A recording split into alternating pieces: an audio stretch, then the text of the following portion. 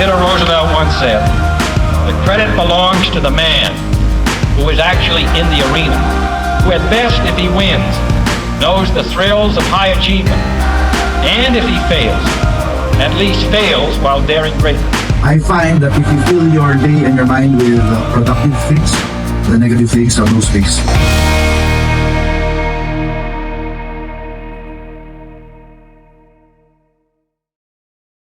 We've all come across this before, the man or woman, CEO or leader who wants to know, who wants to show everyone who's the boss, who wants to feel like they are the smartest person in the room. However, in my work with numerous CEOs, executives, business owners, and leaders, I find that ironically, a lot of the soft-spoken, more low-profile leaders are very effective as well. And there is no better example of that kind of a leader than our next guest, Mr. Harvey Ong, the COO of Alfamart, also named one of the top 30 leaders on LinkedIn. They're about to open their 2,000th store. 2,000 stores in a few days as we record this. But what's more important is the way that Harvey leads. The value of simplicity, the value of listening, and of humility, most importantly. But enough of me talking about him. I think it's best that we ask him to speak a little bit more about himself. Here on Coaching Chronicles, one of the men that I'm very proud to be working with in the arena.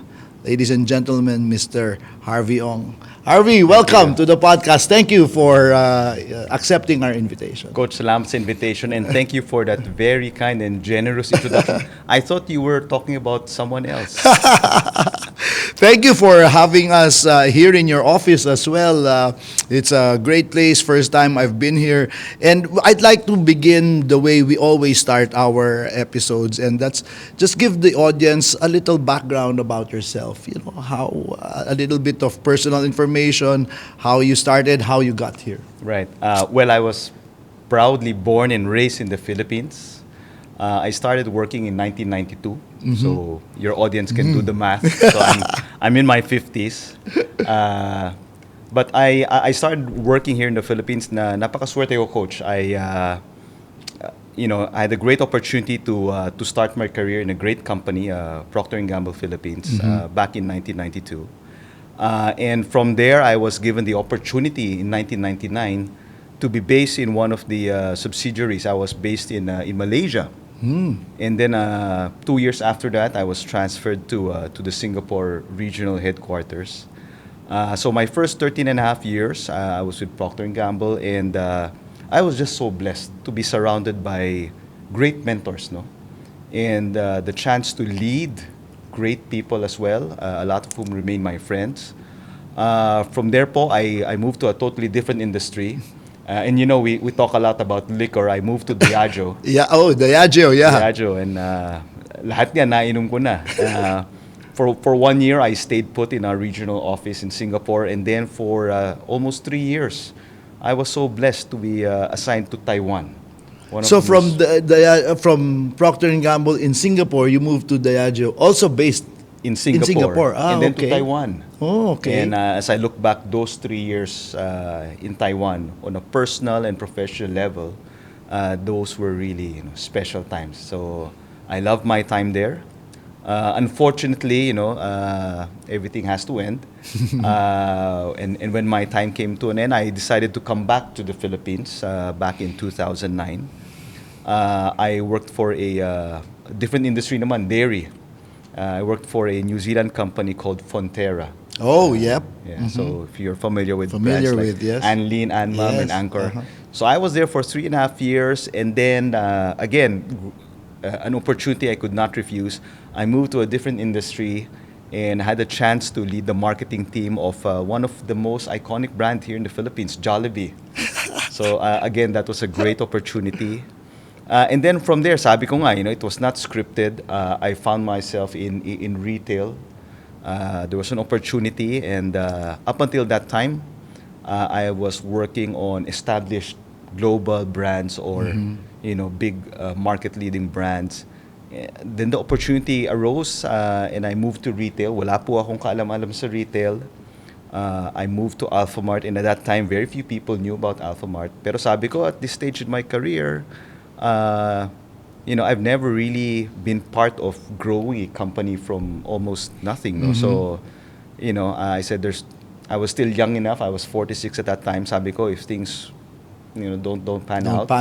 I'm still young enough to recover and all that. Pero, awa ng Diyos, I'm blessed with great stakeholders, great people, great teamwork, great culture, and I'll be celebrating my 8th year with Alfamart pretty soon. And gaya ng sinabi mo, Coach, in a few weeks' time, we'll be opening our 2,000th store. Wow. And more importantly, in a few days' time, we will be celebrating our 10th year anniversary here in the Philippines. And it's a fact that's not lost on me because, alam niyo po, yung retail, it's a dog-eat-dog industry. And not all brands can last survive beyond 5 years.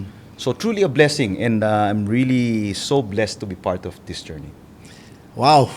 So interesting is the yung talon-talon, di ba? Hopping from one industry or one job to another. But you said something that was very interesting. Sabi mo, when you came into retail, I didn't know anything about retail. So how was that situation like? So, and the way I introduced you, I said a lot of leaders, they want to feel like they're the smartest person in the room. You come in exact opposite, and you said I didn't know the first thing about retail. So how did you approach that situation? Well, una sa lahat, Coach, I have to give credit to Ma'am Tessie Coson.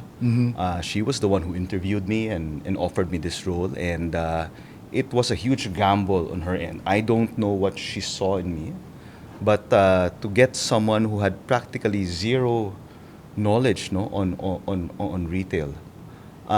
So on day one, Coach, I really felt very insecure. I had a very experienced team. And sabi ko, what can I offer that they don't? No? So for me, it was really an exercise in self-awareness.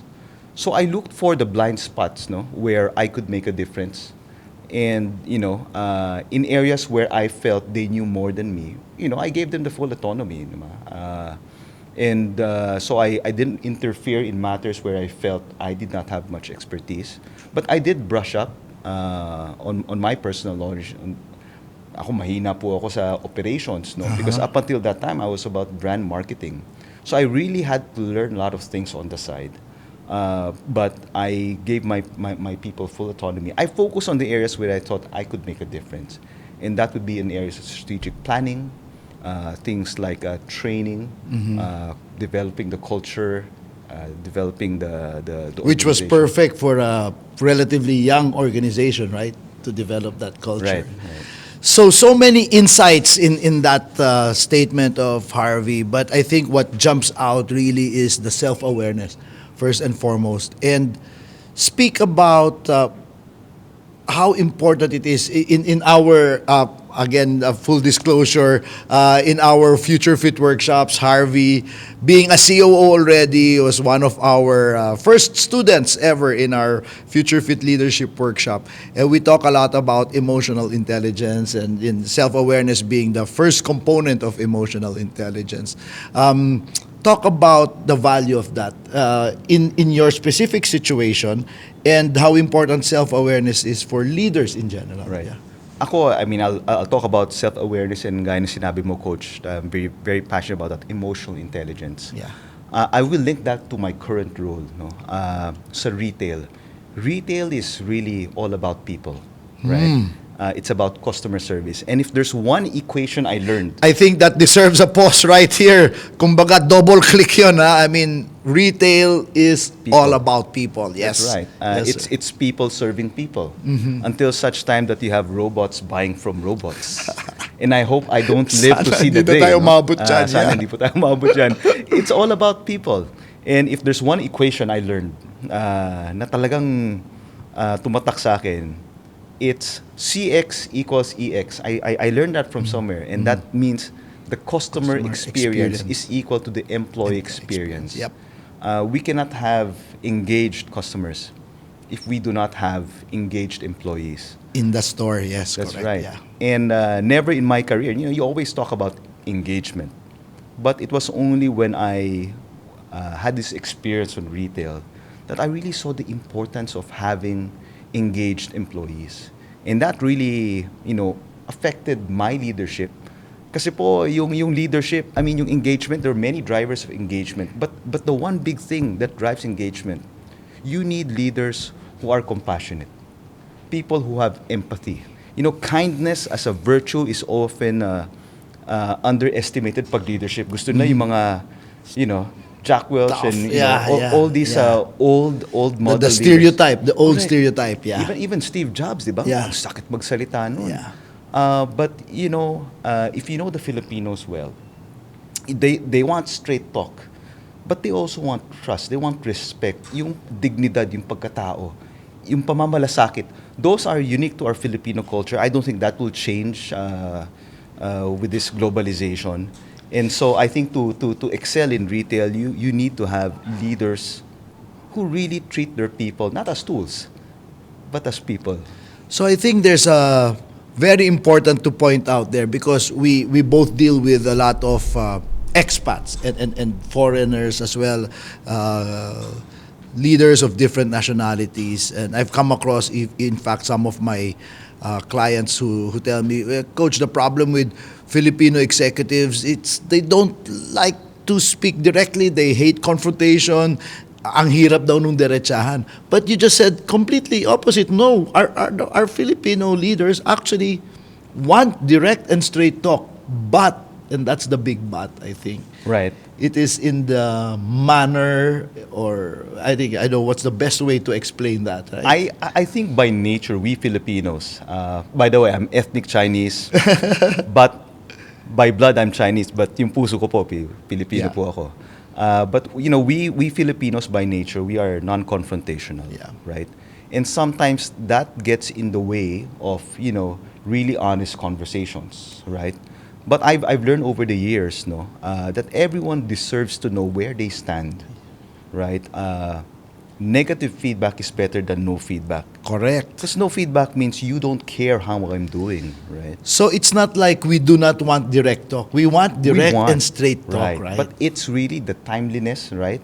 Let's not do it kapag mainit ulo natin because, Yes. then you make permanent decisions based on temporary emotions. Ayaw natin ng ganyan. Yes. But you do it at the right place, at the right time. Don't get mad at people in front of other people. For example, yung dignidad, yung pamumuka. But I've learned, when you have these private conversations and you clarify the intent of these conversations is for the benefit. It's like your kid, right? Anak, para to sa ikabubuti mo, para sa kinabukasan mo.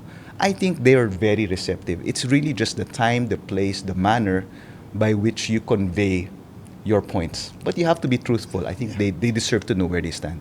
And, everyone knows, I'll be the first to admit that's something I continue working on. Kasi in the basketball or the sports coaching profession, mahirap eh. Sometimes Yes. we don't have the time because of the heat of the game.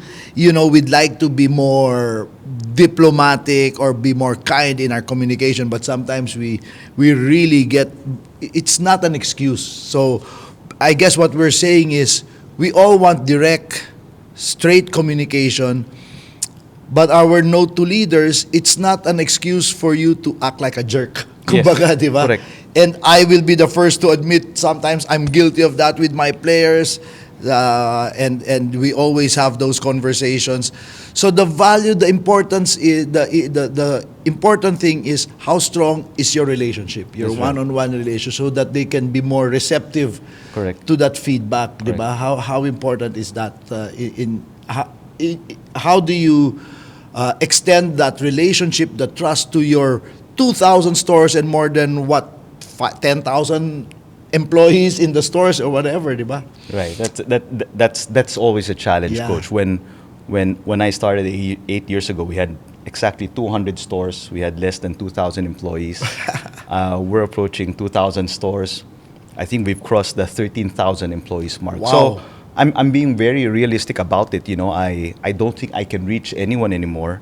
My focus really is in my direct reports, and I hope to lead by example. So I do try to make time during office hours and even dinners one-on-one with them. I try to go and see the stores every Friday. Yes. I have a target at least 10 stores. I see that in your posts. You're always in the stores, in the field, right? Correct. Yeah. And there's one thing, because, I think, Coach, one day I'm going to have 25,000 employees under my watch. I did learn something from one of the talks I attended. It was about the potential of social platforms.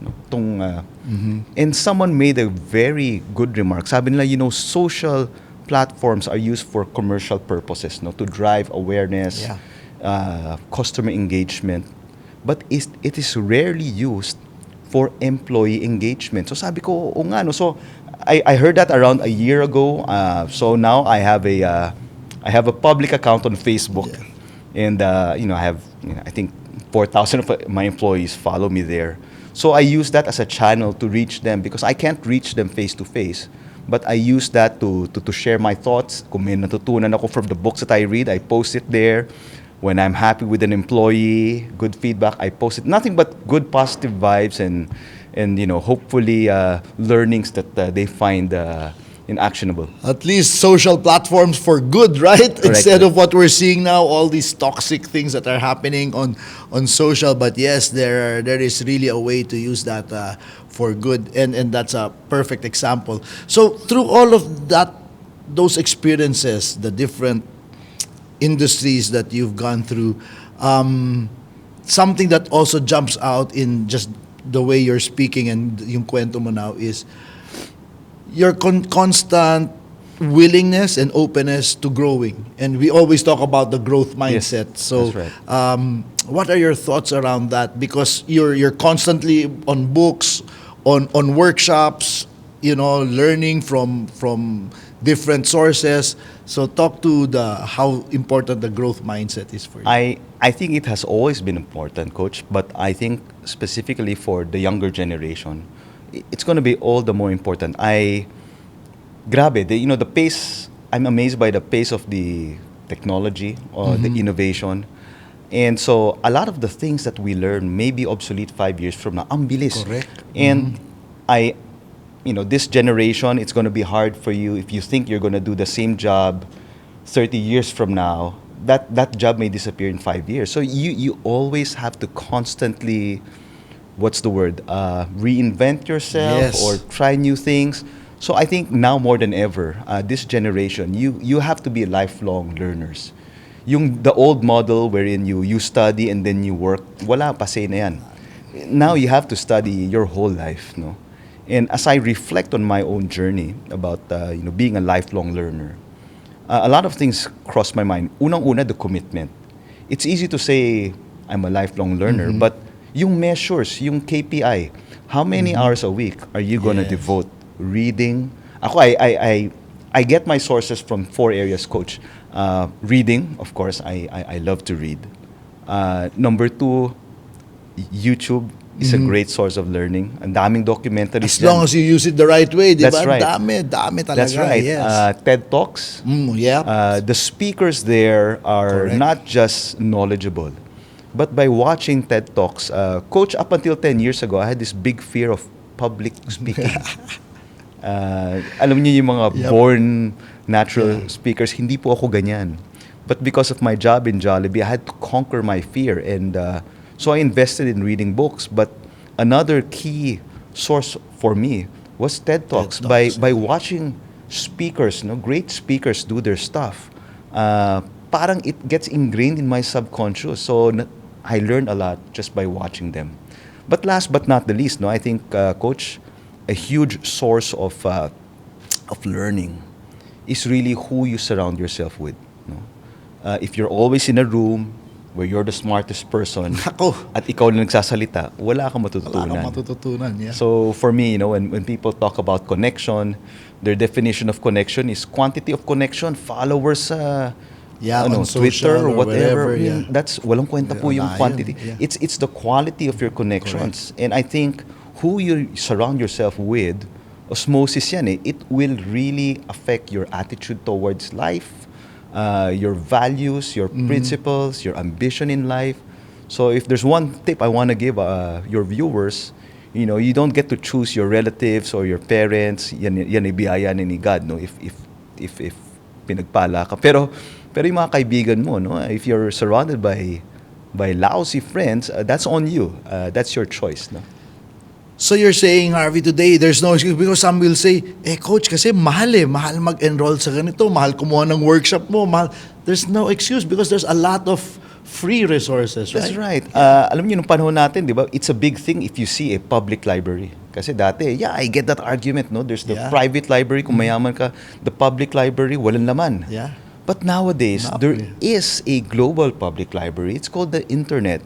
And unfortunately, a lot of people use the internet for bad things.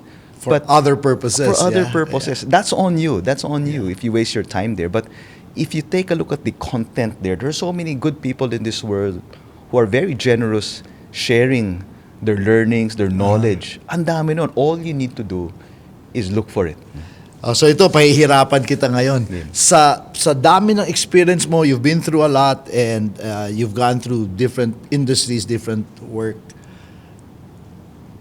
If you were to distill it, what are the top 3 lessons Top you learned 3. that you can impart to our audience? People who are, they're climbing up the corporate ladder or they're in college thinking of a career. What are the top 3 lessons that you can impart? What that have you learned? Mahirap na tanong yan, Coach. It may take me 1 hour. Pero they're kind of related to what we've been talking about. Yeah. The first one, which is close to my heart, engagement. I think when you think about leaders, there are many, many skills a leader needs to have. The envisioning skills, the enabling skills, the execution skills. But I think now more than ever, the most important skill is the ability to engage. Yes. And it's very difficult because, take a look at the leaders right now. Most leaders are baby boomers. Gen X. Like us. Gen X, sorry. Gen X pa si Coach. Nakita yung edad natin. Yeah, okay. You have the Gen X and more the millennials. But who are the people being led? It's the Gen Zs. And we need to accept that, now more than ever, the differences across generation, because of the changing times, the technology, ang laki ng generational change. So, what engages our generation, this Very generation, different. right? It's very different. So the onus is on us. They cannot change their learning style, but we can adjust our teaching style, our leadership style. right? So I think first and foremost, when for the young ones out there, leadership, it's not a given. There's no such thing as a naturally born leader, right? Now, when you think about specific leadership skills that will unlock engagement, I think the one most important right now, and I hate to say this, Coach, but I feel this is one skill that technology has successfully eroded, and that is the ability to communicate. It infuriates me how people these days over-rely on Viber On group device, chat, yeah. on email. What happened to face-to-face conversations, or even just picking up the phone and just talk? So Simple, di ba? No communication, no engagement. wala. And so I think, we talk about AI and the future of technology, fine, it's going to happen, but at the end of the day, you need to be better at communicating. The young ones, you can never get away with being a poor communicator. You need to communicate to sell your ideas to your stakeholders. You need communication to work with your leadership team. You need communication to give feedback to your people, to motivate them. So I think communication is that one skill that will never become laos. Unfortunately, with technology, people are losing that skill. So if there's one feedback I want to give, number one, leadership, specifically communication, you'll need that if you want to engage your people. And by communication, you don't mean that you have to be an eloquent speaker, that you have to be extroverted, you have to be verbose. Hindi No. naman, di ba? You can be quiet, you can be down to earth, di ba? That's you can right, be Coach. soft-spoken, okay. In fact, Coach, I'd like to believe that the most important part of communication is listening. Yeah. The ability to ask the right questions. You cannot do that through Viber. No? Sa Yeah, Viber, correct. sagot ka lang sagot. You don't understand. Sagot ka lang na sagot. And to your point, no, you don't have to be verbose and all bombastic and all that. The objective of communication is to express, not to impress. So that's one thing I've learned over the years. So that's Yes. number one. That's number one, yes. Number two, ito medyo long-winded to, Coach. Pero, the pandemic has been, of course, we're out already, but, it did happen. It was a surreal, trying moment for a lot of people. But when I look back, it brought out the best in people. And three names come to my mind. I'm not even sure if they're with the company, but three employees come to my mind. On the first day of the lockdown, March 20 or 21, naglibot ako dito. I checked my source. Sabi ko, may empleyado ba akong pumasok? No? Because, as you would recall, they suddenly announced that we'll be locked down and there's no public transport. And most of the people in my stores, public transport. No? Yeah. And as I was walking to check out the nearby stores, Here in this area. here in this area, outside the office, I saw this guy, Coach. He was jogging. He was wearing the red Alfamart shirt. Empleyado ko. So I stopped him. No, I introduced myself. His name was Michael. Sabi ko, Michael, ba't ka tumatakbo? Sabi niya, sir, I'll be late. Sabi ko, for my shift. Grabe. So of course I thanked him, no, because you made an effort. No matter if you're late, you made an effort today. And without- dineclare na yung lockdown. the night before. Oh, wow. Okay. Coach, naglakad siya. Alam mo saan siya nakatira, Coach? Las Piñas. He had been walking close to 3 hours. And this is, we're in the Pasay area for those who don't know, That's right. We're in the That's Pasay right. Mall of Asia area. This guy walked for 3 hours. So I asked him, why didn't you just file for leave? Because I would have accepted that, right? Because you need more than 24 hours to prepare how to get to work. So sabi, I can never forget that answer straight from his heart. And he said, Boss, kailangan ako ng team. He didn't want to let his team down. Grabing sagot. I think of mercy, because of the pandemic, I asked our HR to get a master list of where our people live and where they work. And then, let's shuffle them so that they get assigned to the store closest to where they live. And there was this lady who lived very far from where she was working. Coach, she refused to be transferred out. Kasi po, sabi niya, hindi, napalapit na ako sa customers ko. I refuse to be transferred. Sabi ko, paano ka papasok? Even though she was I think she's in her 30s or whatever, Coach, she taught herself how to ride a bicycle. So, one way, 45 minutes po yun, Coach. Wow. So, you can imagine one day. And hindi biro yun kung hindi ka marunong magbisikleta. If That's you're right. just, bagong tuto ka lang magbike. That's Correct. a good joke. So, God bless you, mercy. And then the last one was Rodel. So, nung medyo okay na umikot, I was visiting the stores. So, I saw this guy. You know when they're off duty kasi magsusuot yan ng jacket eh. Okay. So, off duty na, this guy si Rodel. Ang dami niyang bit-bit na grocery. Sabi ko, para yan sa bahay, Rodel, hindi. Para po sa customer. Sabi ko, para sa customer? Wala naman tayong free delivery ah. Sabi hindi, off duty. But he had these customers, mag-asawa, parehong seniors. Hindi na makalabas. Hindi makalabas and no one was looking after them. So this guy, every now and then, tatawagan siya ng matanda. And mag-aabono siya. And pag off-duty na siya, he would go there on his way home. Even if it's out of the way, para lang may makain yung So it was not violating company policy kasi off-duty siya eh. It's off-duty. It's your personal time and in fact, even his personal money kasi he would Oo nga. abono, no? Yeah. So sabi ko, what do these three things have in common? I think people are capable of extraordinary things if they believe in what they're doing, if they have a purpose. So that's my next point. The power of the purpose. power of purpose. Iba talaga yung sinasabi ni Simon Sinek, which Yeah. is start with why. What's your why? Totoo yan. So I think that's something that we as leaders can do more of. To explain to people how important their jobs are and how that enables not just their own personal success, but the success and well-being of the whole organization. So yun po. So it's more than just work. Yeah, yun It's yung more than purpose. just It's work. more than just work. and, yeah. and really also taking time to talk to our fellow colleagues and ask them, what is your purpose in life? Understanding the role that you can play in furthering them along their journey. I think purpose is very important. So the leader's role in what is that, in getting that purpose out, or crafting, crystallizing the That's right. purpose. Yeah. Correct. And aligning the personal purpose of his people With the with company. the company That's purpose.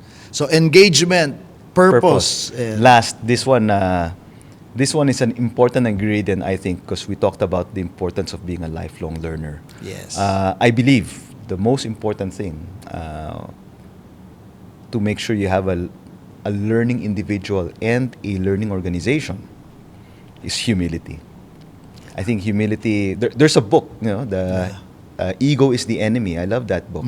And totoo nga naman, if you let success get into your head, if you lose humility, you will never grow. Kasi, you'll never admit to your mistakes. And if you don't admit to your mistakes, you will never learn from your mistakes. You will try to answer all the questions, right? Because you're afraid to admit that you don't know. Yeah. Or someone else knows. And last but not the least, I think I linked this, Coach, yung kanina yung sinasabi natin about technology and all that. We grew up, sabi natin, we have to learn from our seniors. But in today's world, Baliktad. it's equally important for us to learn from people younger than us. So, how many of us have the humility Yeah. to learn from younger people? Mahirap yan sa pride ng lahat ng tao eh. And so, we need leaders to be the role models. Kasi kung yung mga leaders mayayabang, I don't think you develop a culture of psychological safety where the organization will be a learning organization as well. So would it be safe to say that absent that humility, you cannot really be a lifelong learner? Right? I believe so, Coach. Diba? I believe so. Kasi if you're arrogant, if you're, feeling mo, alam mo na lahat. Know it all. Yeah, ba't ka pa why even try to learn more things and grow? So powerful lessons from Harvey. The power of engagement and to promote no communication, no engagement. The power of purpose. The leader's role in clarifying the personal purpose of the people he works with and then aligning it with the company purpose. And finally, being a lifelong learner and the value of humility in making sure that you have that growth mindset, becoming a lifelong learner. Galing! So ano yun eh? Lifelong learning, engagement, purpose, LEP. Dagdagan natin ng A para LEAP, LEAP. Ngayon ka lang naisip yun. Because we talk about the men and women in the arena is the title of this. So it's really about the adversity. So Yes. let's end this podcast on that note. What is the biggest adversity that you have gone through in your personal or professional career? What have you learned from it? One of the biggest challenges I faced in my life, the biggest trial, was how I ended my stint in Taiwan. Alam niyo po, when I was in Taiwan, I was top of the world. I loved my job. I loved my colleagues. My family loved living in Taiwan. Ang saya ng misis ko, ang saya ng, at that time we had 4 children. Ang saya nila, and I have to admit, the lifestyle of an expat was good. Sarap, yeah. Your housing is paid for, your kids' education in good international schools paid for. Sarap ng buhay nun. Unfortunately, if you would recall, noong 2007, 2008, there was a global crisis, no? The slowdown, yeah. And as a result, even though I felt our Taiwan unit was doing well, globally we had to make some structural change to cut cost. And to make a long story short, my role as the head of marketing of Taiwan, we collapsed the head of marketing role of Taiwan, Hong Kong, and China. And of course, they chose the local in China because number one, it was the right decision. He knew the market better than me. China was the future. He spoke Chinese better than me. He's a local. So for many, many reasons, I respected the choice. That was a great choice. I wasn't surprised. But nagulat ako, especially since verbally I agreed to stay in Taiwan for 2 more years. So 2 months before, I told my wife and my kids, guess what? We're staying another 2 years. Saya namin. Saya. 2 months later, I have to tell them, guys, in 3 months, I'm losing my job. Right? In fairness to the company, they took good care of me. They gave me a good package. Pero it was the first time in my life, Coach, na I had something that I love taken away from me. And I learned, number one, never take things for granted. Your life, your friends, what you have right now, because you'll never know.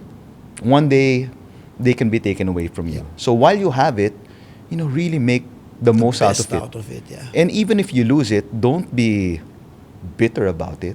Be grateful, no matter how short or long it was, that you were blessed with that opportunity.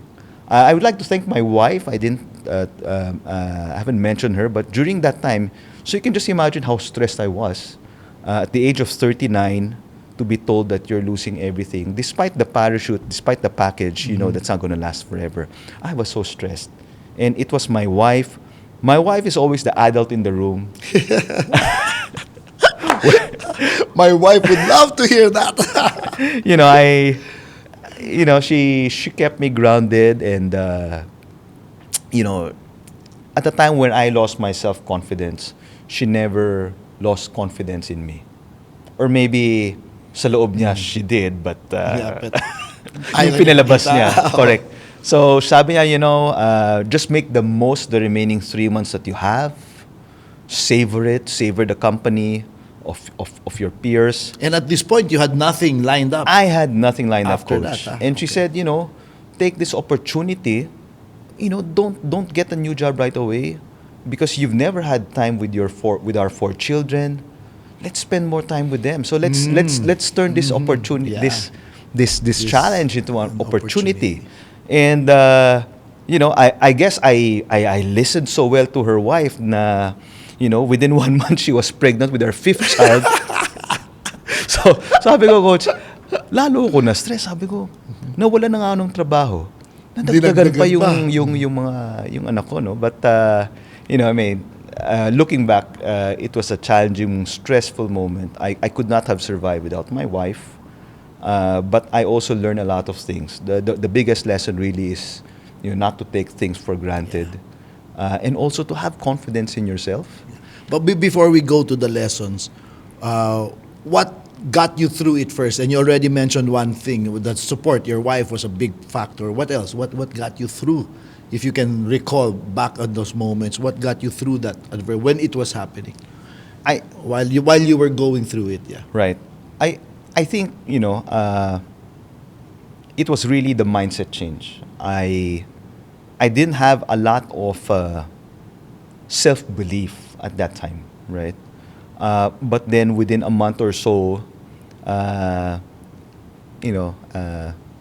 ako sabihin. I mean, there were a lot of headhunters the moment they found out I was available, and so I didn't realize that they probably thought more highly of me than I thought that myself. Which then, on reflection, sabi ko nga, you can lose your job, right? Everyone can lose your job. But there's only one brand that you own. You don't own the brand. There's only one brand you own, and that's your name. Yeah. And so I think, on reflection, what I had done in the first 16, 17 years of my life, maybe because, I did the best I can and I maintained good relationship. Without me aspiring for it, I was able to build a good personal brand and reputation.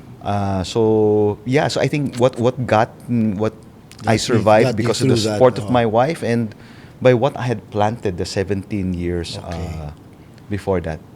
So that's key. So that the support of your wife and what you had planted got you through those. And so now let's go now to the learning. So what did you learn coming out of that adversity? Are there strategies or some concrete things that now you can impart to our audience? Right. What did you learn from that adversity? Well, one of the things, and this is personal for me, I'm a control freak. I am a control freak. And from a personal standpoint, one of the things I've learned is to be comfortable with being uncomfortable. With the discomfort, yeah. Right. And that was very, very hard for me to do.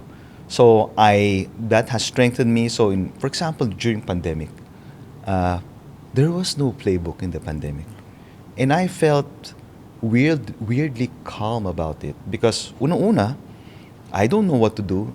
My bosses don't know what to do.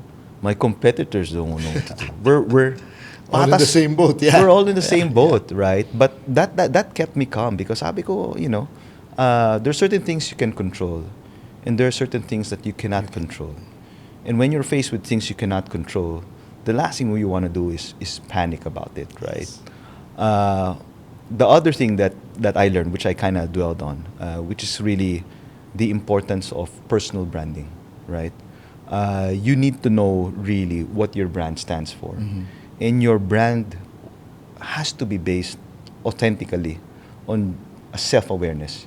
You need to know what you are passionate about, number one. And number two, what can you do better than everyone else? What's your competitive edge? Alam mo, coach, kung passion lang, edi ngayon, basketball player ako. Kaso, gutom yung misis ko, iniwan na ako, gutom mga anak ko. Because that's not my competitive strength. On the other hand, if you only do things that you're good at, It's wala not din. gonna last as well, yeah. That's called a job. Yeah, correct. Right. So the beauty is, sabi ko nga if you're not blessed to be able to do what you love, you must learn to love what you are doing. So as I look back, really, there's no such thing as a perfect job, but there's also no such thing as a totally bad job.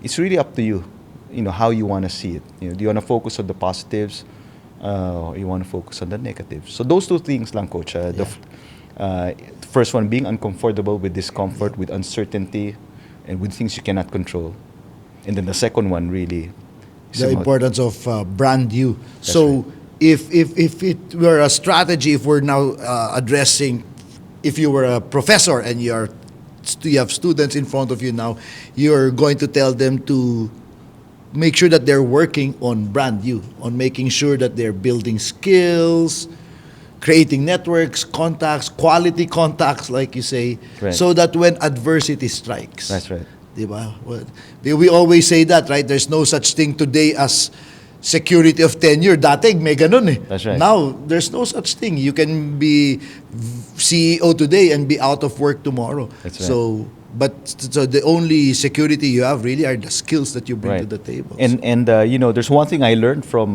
I learned a lot of things from our Future Fit session, coach. Yeah. But there was one thing that you said na tumatak sa akin.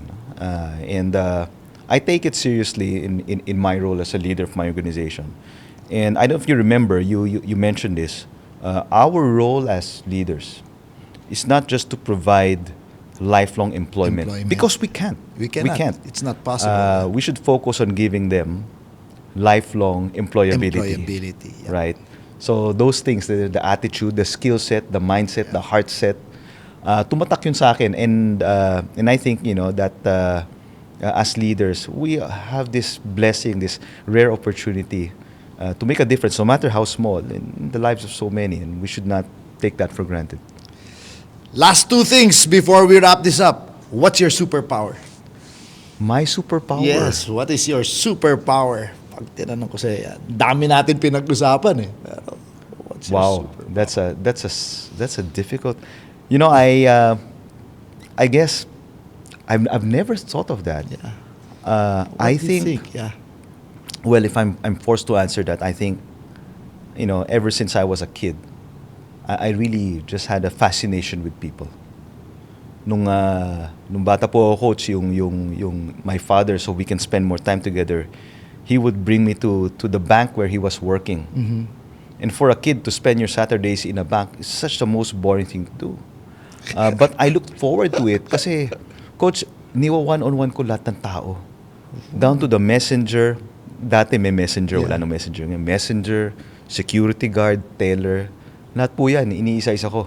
Ini-interview ko yan. I had so much fascination about them, their lives, etc. So, No, I think I only have one. That's weird because I was just going to say your superpower, the way I've known you, is really you really genuinely care about people.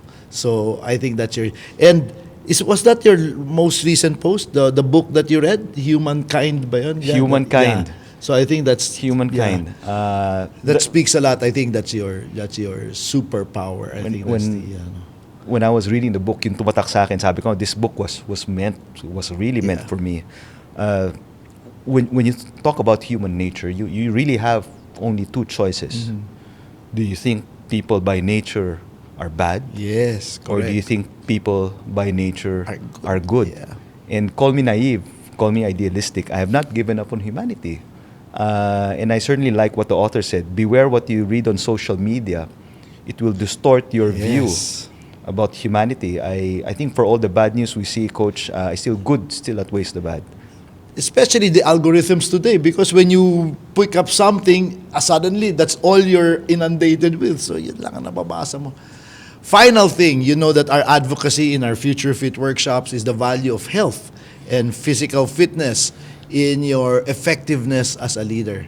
So can you share with us your fitness routine and how important it is in your work and in your ability to do your job as a leader? Yeah.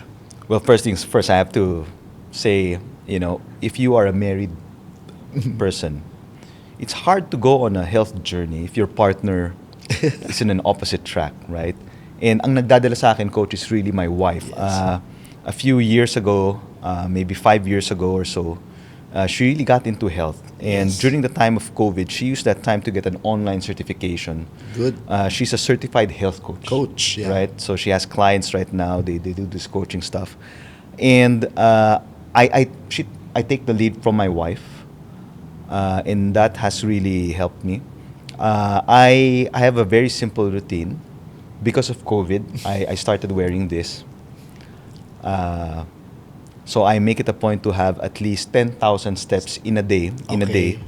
But on average, no, so babawi ako. Kasi on average, it has to be 14,000 steps a day. So on days na it's just 10,000 lang, Coach. Well, there are days I have to do 15,000, 16,000. Why do you say that? Why it has to be? Bakit? I think. Because I'm a creature of metrics and KPI. When I set a target, I have to do that, Coach. So minsan po, makakauwi ako, gabi na, but I only have 8,000 steps. I would walk in the parking area of our condo. Yeah, kunento mo Until- minsan niya, paikot-ikot ka lang dun sa ila. Yeah, I mean, a target is a target. And Saturday, Sunday, I'm too lazy to lift weights. So I've been investing in this trainer for the last 3 years. So he's at our condo 3 to 4 Saturday, Sunday. I work out for 3 hours.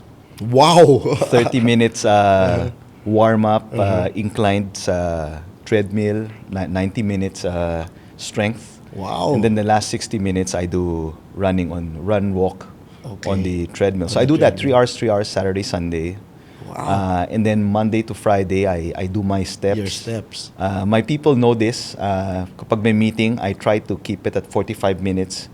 Because I want to spend 5 to 10 minutes just walking and hitting 250 steps every hour. So those are just the basics. But that said, there's still a lot to be improved. My diet, for example, and sleep. Sleep is usually That's so important. Yeah. But why do you do it? Why? What benefits do you? for two Feel reasons. from The first thing that got me on a health journey. I'm proud to say I'm healthier now than I was 20 years ago. As I mentioned, I have 5 children now. My first 3 children, I was a young dad, and we thought we would stop at 3, but then we had 2 more later in life. So I was 36 when I had my 4th child, and I was almost 40 when I had my youngest. So sabi namin ng misis ko, no, we have to look after ourselves. Because we want to still be able to do the things we did with the first 3 kids as we're the youngest With ones. the 2 younger ones. And so like we would still do hiking. I just went to Makiling with one of the kids, and to be able to go up 5 hours and come down 4 hours, 9 hours ka naglalakad at the age of 53. Can you imagine? So I'm glad we went on that health journey. But when it comes to work also, I think there's a strong correlation. I don't know what the studies are between physical health and mental health, right? And I think just being, physically on top of your game allows me to be a better leader to my people, and they deserve the best version of me. So that's why I do it. So again, that's not coming from me. It's personal anecdote, personal kwento ni Mr. Harvey Ong. So that wraps up our episode of Coaching Chronicles. Certainly a man who has spent a career in the arena, not only reaping success and victories, but also going through adversity and challenges. I hope you picked up the lessons, and most importantly, found some applications to your own life, your own career, and your own work. Another fruitful, productive conversation today. And again, like to thank you, Harvey, for gracing us with your insights and your experience. And we'll catch you next time here on Coaching Chronicles.